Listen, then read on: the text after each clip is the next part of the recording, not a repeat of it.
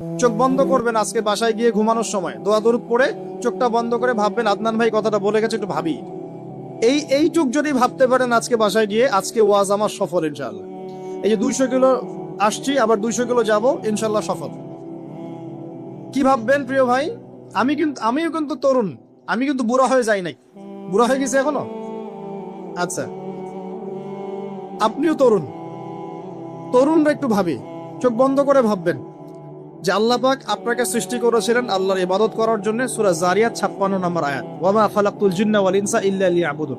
1 2 আল্লাহ পাক আপনাকে সৃষ্টি করেছিলেন যাতে করে আল্লাহর দ্বীনটাকে আপনি আল্লাহর জমিনে প্রচার করেন, প্রসার করেন, প্রতিষ্ঠা লাভ করেন।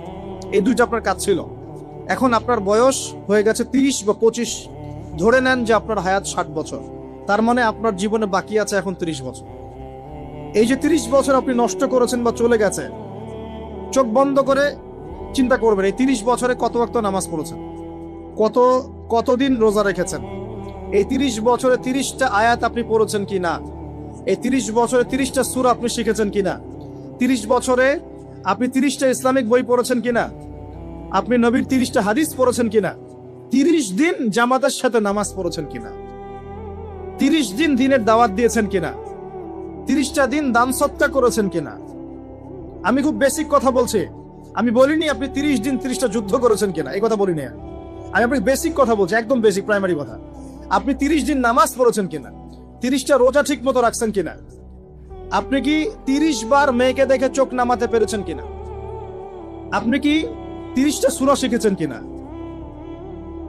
30 বার আপনি কি রাসূলের জীবনী পড়েছেন কিনা, তার হাদিস পড়েছেন কিনা, আপনি কি নবী সাল্লাল্লাহু আলাইহি ওয়াসাল্লামের স্ত্রীদের নাম জানেন কিনা, তার জীবনী জানেন কিনা, আকীদা কি জিনিস আপনি জানেন কিনা, 30টা মাসলা মাসাইল আপনি বোঝেন কিনা। আপনি চিন্তা করবেন আজকে, এই একটা চিন্তা আপনার জীবনটাকে বদলে ফেলবে ইনশাআল্লাহ।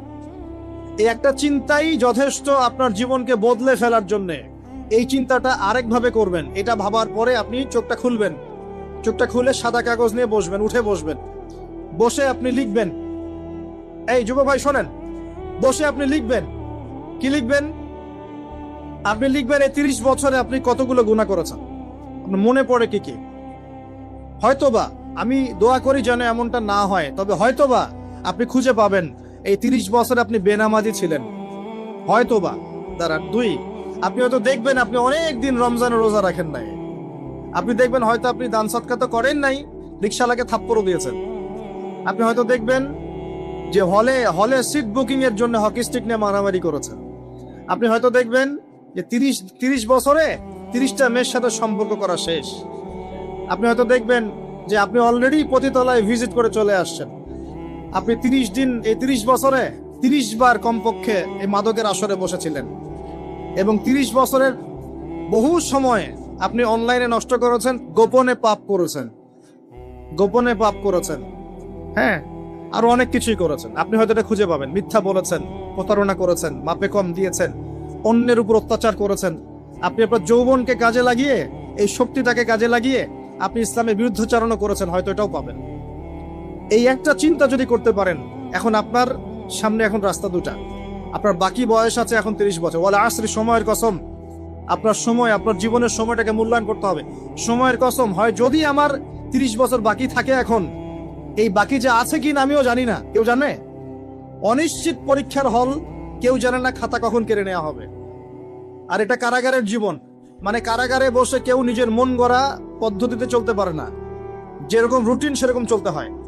কারাগারের জীবনে বসেই আপনি সুদ খাচ্ছেন, কারাগারে বসেই ঘুষ খাচ্ছেন, কারাগারে বসেই জেনা করছেন, কারাগারে বসেই বেনামাজি থাকছেন, কারাগারে বসেই হোয়াটসঅ্যাপে মেসেঞ্জারে মেয়েদের সাথে প্রেম করছেন, কারাগারে বসে। এটা কারাগারের জীবন।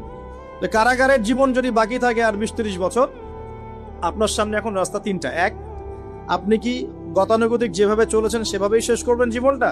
যদি শেষ করে দেন, তাহলে পৃথিবীর ইতিহাস থেকে আপনার নাম একদিন মুছে যাবে।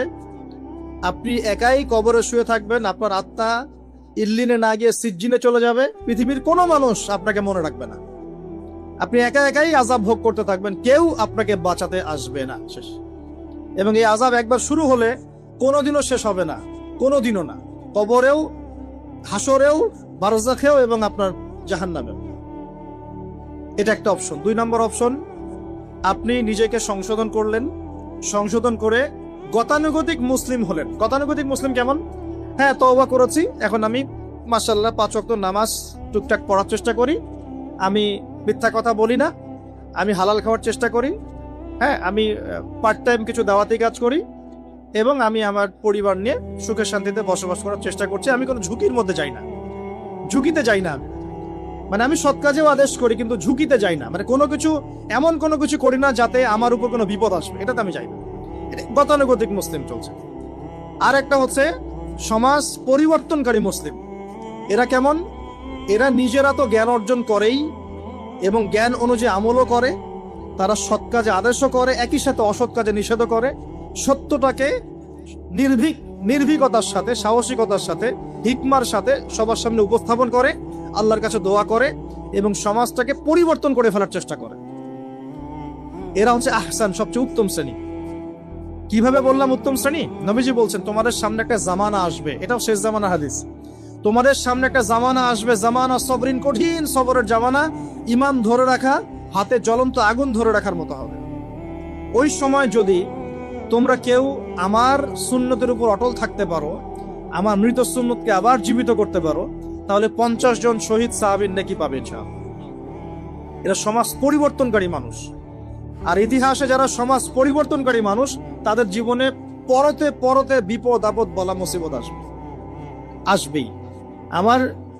আমার ছোট্ট গবেষণায় 4টা ক্ষেত্র থেকে আসতে পারে যখন আপনি হকের উপর থাকবেন। 1 নাম্বার, প্রথম বাধা চলে আসবে পরিবার থেকে। কোত্থেকে? পরিবার। আপনি গতানুগতিক মুসলিম হলে আপনি সব জায়গায় পার পেয়ে যাবেন, কিন্তু যদি একটু কঠোরতা প্রয়োগ করেন যে আমি একদম কোরআন সুন্নাহর 100% ফলো করতে চাই, আমি এমন না যে নামাজও পড়ি শুধু খাবো, এমন হব না। আমি নামাজও পড়বো, শুধু খাবো না, আমি রোজাও রাখবো, আমি যাকাতও দিব, আমি হজ উমরাও করবো, আল্লাহর বিধানের প্রতি শ্রদ্ধাশীল থাকবো, চেষ্টা করবো ইসলামটা প্রসার করার প্রতিষ্ঠার চেষ্টা করবো। তখন আপনার প্রথম বাধা আসবে পরিবার থেকে। দাড়ি রাখছো কেন? দাড়ি রাখলে তোমাকে এরকম লাগে। হ্যাঁ, তুমি চাকরির উপরে কাপড় কেন পরলে তোমাকে অমন লাগে?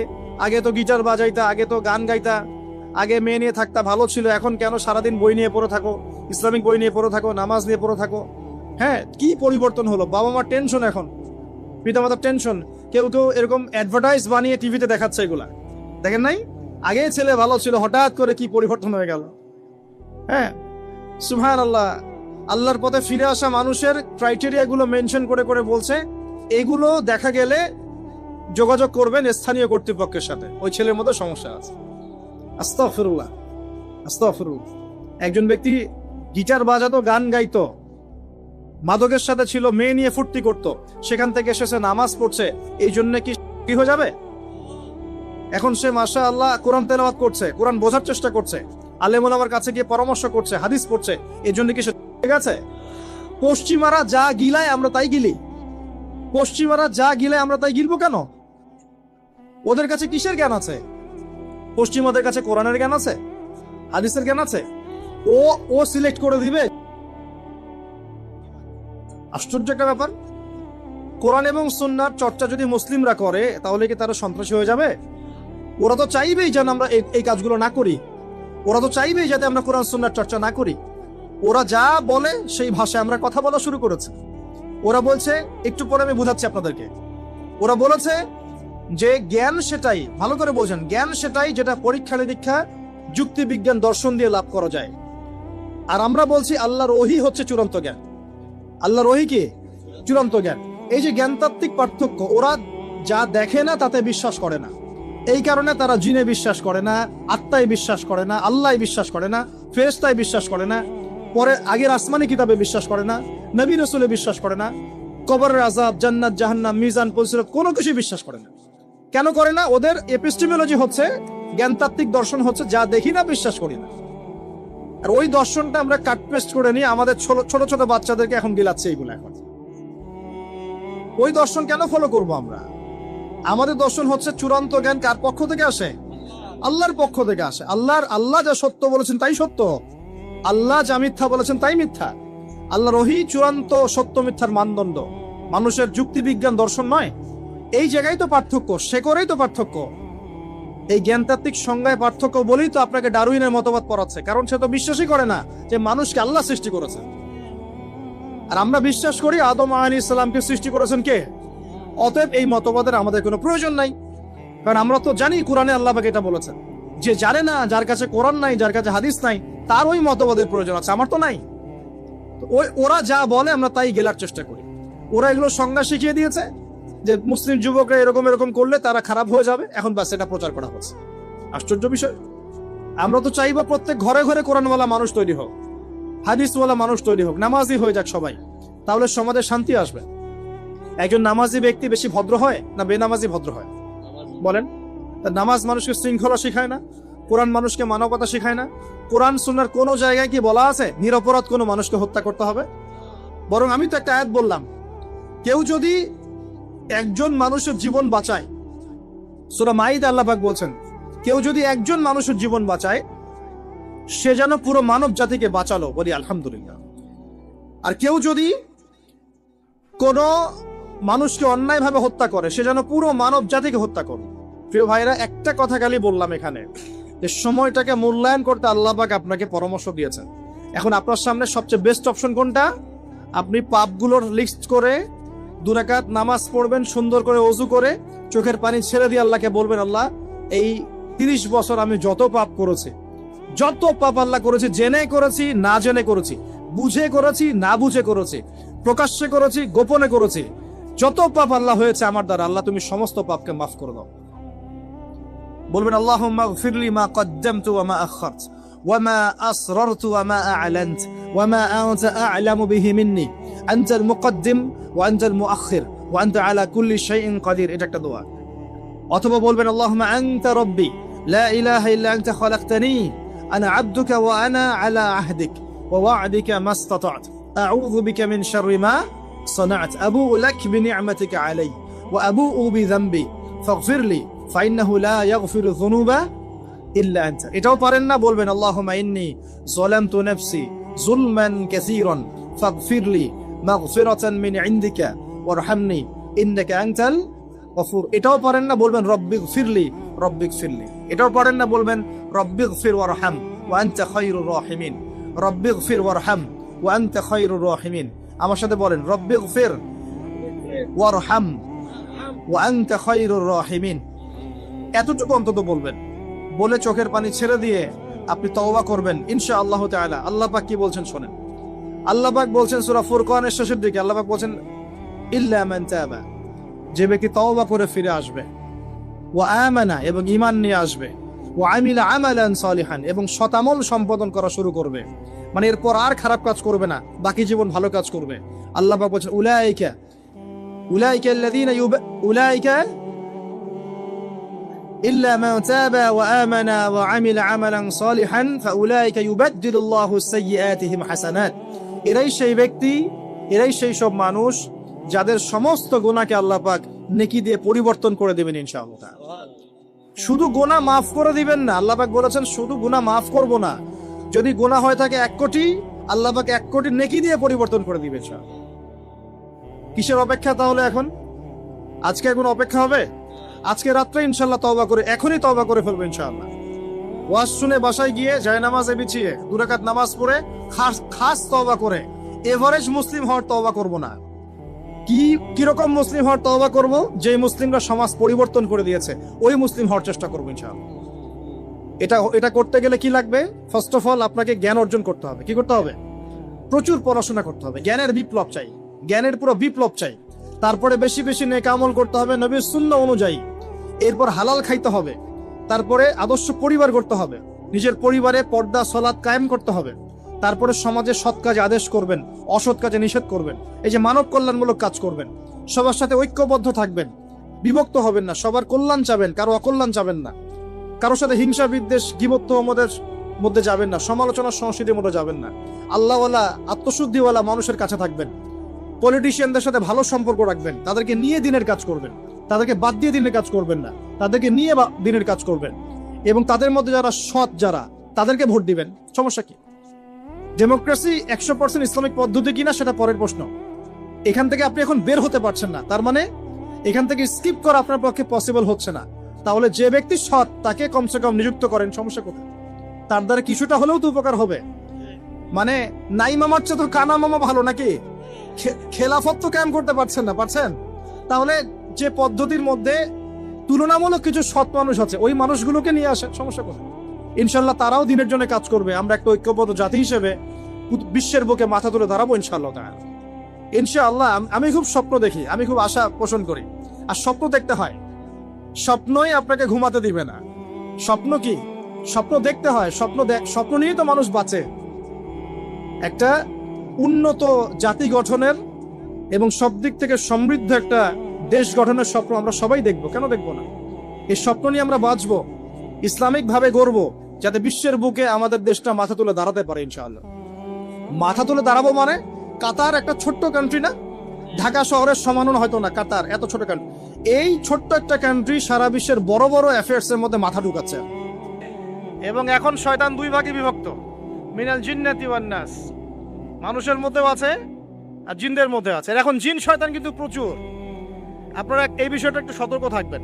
বাংলাদেশে একটা সমস্যা ছড়িয়ে পড়ছে, সেটা হল তান্ত্রিক, কবিরাজ, জাদুটোনা, বান, এগুলো খুব বেশি হচ্ছে এখন সমাজে। খুব সতর্ক থাকবেন। প্রতিদিনের জিকির আজগারগুলো ছাড়বেন না, সকাল সন্ধ্যার জিকির আজগারগুলো ছাড়বেন না। সুস্থ মানুষ অসুস্থ হয়ে যাচ্ছে, সুন্দর পারিবারিক সম্পর্ক ধ্বংস হয়ে যাচ্ছে, সুন্দর ব্যবসা দেখবেন নাই, অধঃপতন হয়ে গেল। ভালো সুস্থ একটা ছেলে একদম বিছানায় পড়ে গেল। পোস্টারিং করে করে এগুলো মানুষকে শেখানো হচ্ছে। এখন পোস্টার লাগিয়ে লাগিয়ে বেড়াচ্ছে মানুষ যে আপনি কি প্রেমের সম্পর্ক জোড়া লাগাতে চান, আপনি কি পরিবারের সুখ চান, আপনি কি এই চান, আপনি কি সেই চান, স্বামীকে বশ করতে চান, শাশুড়িকে বশ করতে চান, এগুলো। আর আমি আলহামদুলিল্লাহ এই লাস্ট 2-3 বছর দেশের বিভিন্ন জায়গায় ঘুরে যা দেখেছি, এগুলো এই উত্তরবঙ্গের কিছু জেলা আর ওইদিকে পার্বত্য এলাকাগুলা, এই যেখানে পাহাড়ি এলাকা, দুর্গম জায়গাগুলো, এগুলোতে এগুলো বেশি চর্চা হয়। খুব সতর্ক থাকবেন, জিন শয়তান থেকে সতর্ক থাকবেন। এই জন্যে আমি কিছু ওজিফা বলি। ওজিফা মানে আমল আর কি। যেমন সকাল সন্ধ্যায় সূরা ফালাক, সূরা নাস, সূরা ইখলাস পড়বেন। প্রত্যেক ফরজ নামাজের পর আয়াতুল কুরসি পড়বেন। রাতে শোয়ার আগে সূরা বাকারার শেষের 2টা আয়াত পড়বেন। দিনে 100 বার পড়বেন লা ইলাহা ইল্লাল্লাহ ওয়াহদাহু লা শারীকা লাহ লাহুল মুলক ওয়া লাহুল হামদ ওয়া হুয়া আলা কুল্লি শাইইন কাদির। এটা খুব পাওয়ারফুল একটা দোয়া। সকাল সন্ধ্যায় পড়বেন বিসমিল্লাহিল্লাযী লা ইয়াদুররু মা ইসমিহি শাইউন ফিল আরদ ওয়া লা ফিস সামা ওয়া হুয়াস সামিউল আলিম। আউযু বিকালিমাতিল্লাহি তাম্মাতি মিন শাররি মা খালাক। এরকম প্রচুর দোয়া আছে। হিসনুল মুসলিম বইটা বাসায় রাখবেন, এই দোয়া কালামগুলো ছাড়বেন না। যদি ছাড়েন আপনিও কিন্তু সুস্থ মানুষ, এগুলোর ইফেক্টেড হতে পারেন, সম্ভাবনা আছে। আর সবসময় পবিত্র থাকার চেষ্টা করবেন, পাক পবিত্র থাকার চেষ্টা করবেন। দেখুন রাসূল সাল্লাল্লাহু আলাইহি ওয়াসাল্লামকে একজন সাহাবী জিজ্ঞাসা করেছিলেন যে আমার রিজিক প্রশস্ত হোক, আমি চাই হে আল্লাহর রাসূল, আমাকে একটা ছোট্ট একটা সুন্দর আমল, সহজ একটা আমল বলে দিন।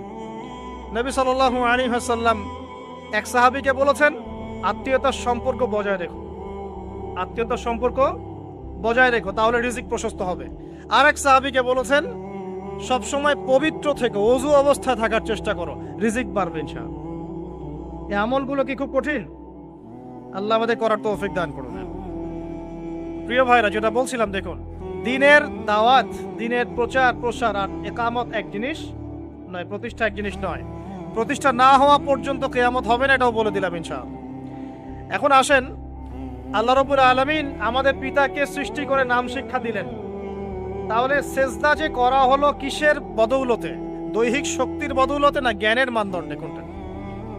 তার মানে আমাদের পিতা আদম আলাইহিস সালাম কি অজ্ঞ ছিলেন না জ্ঞানী ছিলেন? আল্লাহ পাক তাকে নিজ হাতে সৃষ্টি করলেন না বাদর থেকে সৃষ্টি করলেন? বুঝতে পারছেন তো? বানিয়ে বলছি না নি, কোরআন থেকে বলছি। আচ্ছা, এবার সেজদা করলো সবাই, সব ফেরেশতা। কে করলো না? ইবলিস না করে একটা চ্যালেঞ্জ করলো। সেই চ্যালেঞ্জটা কি? আল্লাহ পাক যখন বললেন মা মানাআকা আল্লা তাসজুদা ইযা মারতুক, আমি যে সেজদা করতে বলেছিলাম আদমকে কেন করলে না? ইবলিস যুক্তি দিল। এই যে এখন কি যুক্তিবাদী মানুষ বের হয়েছে সমাজে, কোরআন হাদিসের দলিল দিলে উল্টা যুক্তি দেয়। কি দেয়? যুক্তি। হ্যাঁ, যুক্তি গ্রহণযোগ্য হবে যদি কোরআন হাদিসের পক্ষে হয়, যুক্তি গ্রহণযোগ্য হবে না যদি কোরআন সুন্নাহর বিপক্ষে যায়। এখন ইবলিস যুক্তি দিচ্ছে খলাকতানি মিন নার, খলাকতাহু মিন তিন, আল্লাহ আপনি আমাকে সৃষ্টি করেছেন আগুন থেকে, আর আদমকে সৃষ্টি করেছেন মাটি থেকে। তাহলে আমি কেন আদমকে সেজদা করব? এখানে আদম আমার চেয়ে কি কম উন্নত, আমি আদমের চেয়ে বেশি সুপিরিয়র, সে এটা প্রমাণ করতে চাইছে। আসলে কি তাই? এখানে কে কাকে কি দিয়ে সৃষ্টি করেছে এটা বেশি ইম্পর্টেন্ট না আল্লাহ পাকের হুকুমটা বেশি ইম্পর্টেন্ট? আল্লাহ বলেছেন নামাজ পড়তে হবে, এত যুক্তি খোঁজার দরকার নাই তো আমার। কেন পড়বো, শারীরিক উপকারিতা কি, মানসিক উপকারিতা কি, এত কিছু খোঁজারই তো দরকার নাই আমার। আল্লাহ বলেছেন পড়তে, বাস পড়তে হবে। আল্লাহ বলেছেন যাকাত দাও, যাকাত দিতে হবে। আর আমার তো যুক্তি খোঁজার দরকার নাই। কেন? আল্লাহ বলেছেন হে বোন আপনি পর্দা করুন, আপনার তো যুক্তি খোঁজার দরকার নাই কেন করব, এই যুগে চলা যায় কিনা। আল্লাহ বলেছেন হালাল খাও, সুদের ধার কাছেও যেও না, এবং জেনার ধার কাছেও যেও না। তা আমি জেনার ধার কাছে যাব না, সুদের ধার কাছে যাব না, আমার তো যুক্তি খোঁজার দরকার নাই। দরকার আছে?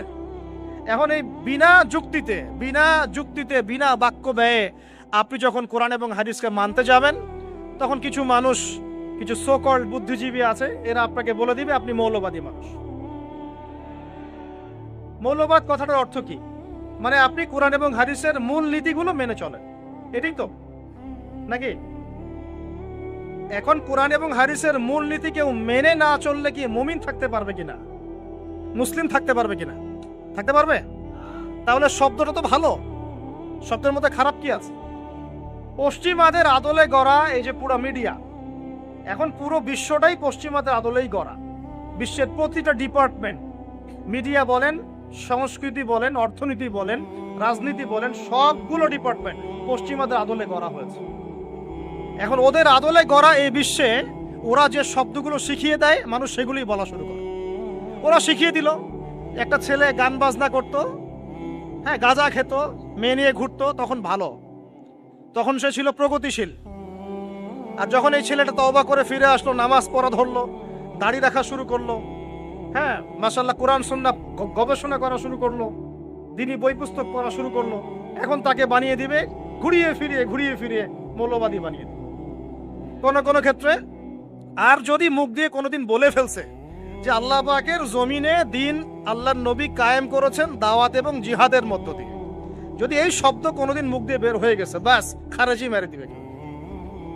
আর আপনাদের সমাজে খারেজি খোঁজার কিছু মেশিন আছে, ফ্যাক্টরি, ওদেরকে ডলার দিয়ে কেনা হয়েছে, খোলামেলা বলে দিলাম, ডলার দিয়ে কেনা হয়েছে, একটা এজেন্ডা দেওয়া হয়েছে, দেখবা কারা কারা এই শব্দ বলে বেড়ায়, সবগুলোকে ধরবার ঢুকাবা ভিতরে। আর এই ঘোমটাওয়ালাগুলোকে অনেকে খুব তলতলা করে মাথায় তোলেন, ইমানদার আর মুনাফেক চেনার চেষ্টা করবেন, ইমানদার আর মুনাফেক চেনার চেষ্টা করবেন। আর যারা আল্লাহ পাকের ইবাদতকে সন্ত্রাস বানিয়ে ফেলে, এদের সাথে ইসলামের কোনো সম্পর্ক নেই। যত বড় আপনি শায়েক লকব লাগান না কেন, আমার কিচ্ছু যায় আসে না। আর শায়েক তো সস্তা, আমাকে একজন বলছে শায়েক, আর নামলাম গাড়ি থেকে, বলছে শায়েক কেমন আছেন। আপনি শায়েক শব্দের কি অর্থ জানেন? শায়েক মানে কি? আমি কি উস্তাজ? শায়েক মানে যদি ধরেন বৃদ্ধ, আমি কি বৃদ্ধ? মানে ব্যাস সবাই ঢালাও শায়েক এখন। আর এমনও শায়েক দেখেছি প্রোগ্রামও করেছে, কুরআনই তো তেলাওয়াত করতে পারে না, বিশুদ্ধ করে কুরআনই তেলাওয়াত করতে পারে না।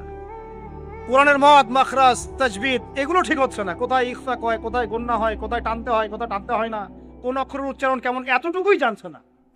আপনি তো মাথায় তুলে বসে রাখছেন, ডেকে নিয়ে আসছেন। বাংলাদেশে তো আকাল পড়ে গেল, দেশের বাইরে থেকে নিয়ে আসতে হবে এখন।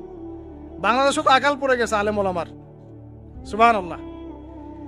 দায়ী হওয়া ভালো জিনিস, কিন্তু দায়ীদের উচিত না আলেমদের মতো জায়গায় নিজেকে জাহির করা।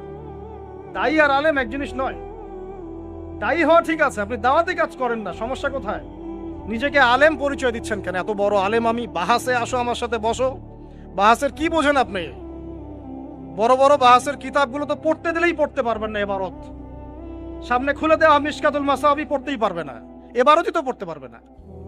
সামনে খুলে দেখ সহিহ বুখারী রিডিং পড়তে পারবে, রিডিং চ্যালেঞ্জ করলাম, রিডিং পড়তে পারবে না। এত সহজ মনে করেছেন নাকি? এবারত পড়া শিখতে 10 বছর লাগে, 8 বছর লাগে। আমি এখনো শিখছি। যত শিখছি আমি একটা জিনিসে ফিল করছি যে ইসলামের জ্ঞানের মনে হয় 10% আমি এখন অর্জন করতে পারি।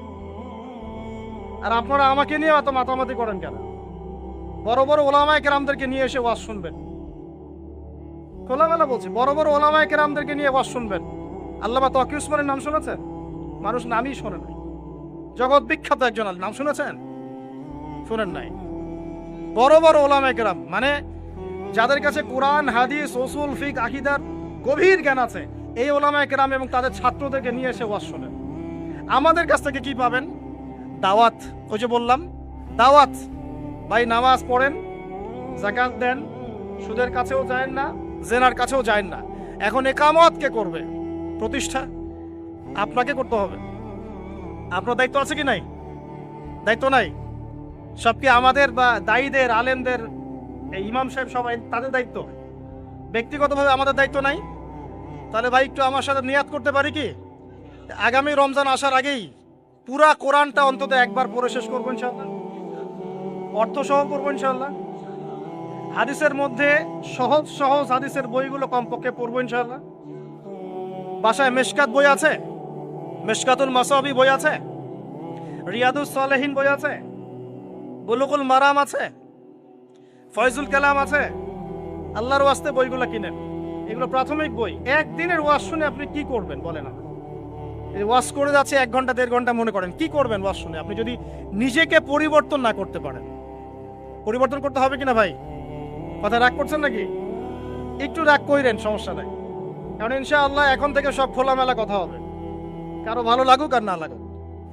আর একবার যেখানে যাব, পরের বার সেখানে যাওয়ার আশা পোষণ করছি না। এখন থেকে যা বলার একবারে বলে আসতে হবে। প্রথম কথা হচ্ছে এই যে আমাদের মধ্যে এখন পরিপূর্ণ দিন প্রতিষ্ঠা হয় নাই। দিন প্রতিষ্ঠা কখন হবে? যখন আমাদের প্রত্যেকের দেহের উপর আগে দিনটা কায়েম হবে। আমরা সবাই আগে কোরআন তেলাওয়াত করা শিখব, নামাজি হব, পরিবারকে পর্দায় রাখবো, নিজের পরিবারের দিন প্রতিষ্ঠা করব, হালাল খাবো, আমরা মানুষের ক্ষতি করব না, ইসলামের দাওয়াতি কাজ করে ইসলামকে এগিয়ে নিব। আস্তে আস্তে পরিবার থেকে পরিবার, সমাজ থেকে সমাজ, এটা ছড়াতে ছড়াতে পুরো বিশ্বে ছড়াবে ইনশাআল্লাহ। রাজি আছে কিনা ইনশাআল্লাহ? এই যাত্রায় একা একা চললে হবে না, আপনাদের সঙ্গ লাগবে কিনা? আর যারা আমাদের ঊর্ধ্বতন থাকবেন তাদের সাথে গন্ডগোল করতে চায়, বরং মানুষকে নসিহত করতে হবে, দাওয়াত দিতে হবে। আল্লাহ যদি চান, আল্লাহ রাব্বুল আলামিন এই মানুষগুলোর মধ্য থেকেও উমর রাদিয়াল্লাহু আনহুর মতো মানুষ বের করতে পারেন কিনা? অতএব আমভাবে সবার প্রতি দাওয়াত থাকবে। আসুন আমরা সবাই পরিপূর্ণ ইসলামে প্রবেশ করার চেষ্টা করি। আল্লাহ তৌফিক দান। যে জায়গায় আছি সেখান থেকেই পরিপূর্ণ ইসলামে প্রবেশ করার চেষ্টা করি। আল্লাহ আমাদের তৌফিক দান করুন। আর আমরা আপোষে এত মতবিরোধে যাব না। এত কেন মতবিরোধ? রমজান আসার আগে 10টা মাসলা নিয়ে মতবিরোধ, রমজান আসলে তারাবি নিয়ে মতবিরোধ, শেষ দশকে ফিতরা নিয়ে মতবিরোধ, শেষে আবার টাকা দিয়ে দিব না চাল দিয়ে দিব তাই নিয়ে মানে মতবিরোধের কোনো শেষ নাই নাকি আমাদের? আমরা কি কিয়ামত পর্যন্ত এগুলাই করতে থাকবো নাকি? একটু বলেন তো, মাথায় কি আমাদের ঘেলু বলতে কিছুই নাই এখন? আমরা কি এগুলাই করতে থাকবো? কোরআন এবং হাদিস কি আংশিক না সামগ্রিক? আপনাদের কি মনে হয় যে কোরআন এবং হাদিসে আল্লাহ রাব্বুল আলামিন তার রাসূলের মাধ্যমে আমাদেরকে বৈচিত্র্য দেন নাই? বৈচিত্র্য, কোরআন এবং হাদিসে বৈচিত্র্য আছে, কিন্তু বৈচিত্র্য আছে। আপনি যোহরের আগে 2 রাকাত সুন্নত পড়েছেন, একদম সহিহ দলিল থেকে প্রমাণিত। এখন আমি 4 রাকাত সুন্নত পড়েছি, মানে আপনারটা সঠিক আমারটা ভুল, তাই না? নাকি আমারটা সঠিক আপনারটা ভুল? বলেন। আর কিছু মানুষ বলবে 2টা কেমনে ঠিক হয়? ঠিক হলে একটা হবে। আছে না এমন মাথা মোটা মানুষ কিছু? পয়সার কয়টা পার্ট থাকে? একটা দিক না 2টা দিক থাকে? মানে একটা পিঠ দেখে যদি বলে 2 পাশেই শাপলা, পরিবার কোনো নাই, 2 পাশেই শাপলা হবে? এই সমস্যাটা কেন হচ্ছে? আংশিক জ্ঞানের কারণে হচ্ছে। পরিপূর্ণ জ্ঞান অর্জন করতে হলে অনেক গভীরে ঢুকতে হবে, এবং সেই পরিপূর্ণ জ্ঞান এই বিশ্বে যারা অর্জন করার চেষ্টা করছেন তাদের কাছ থেকে জ্ঞান শিক্ষা নেন। আল্লাহ পাক তৌফিক দান করুন। জানি না আর কিভাবে বললে আপনারা বুঝবো। তবে আমাদের এখন সবচেয়ে বেশি প্রয়োজন হচ্ছে নিজেদের ব্যক্তি জীবনে ইসলামকে প্রতিষ্ঠা করা, পরিবারের মধ্যে ইসলামটা প্রতিষ্ঠা করা, হালাল হারাম মেনে চলা, যুবকরা স্পেশালি মাদকের ধার কাছে না যাওয়া, জীবনটাকে আল্লাহর জন্য উৎসর্গ করার মানসিকতা তৈরি করা, এবং মহিলাদেরকে শিক্ষিত করে তোলা যাতে পরিবারটা শিক্ষিত হয়, এবং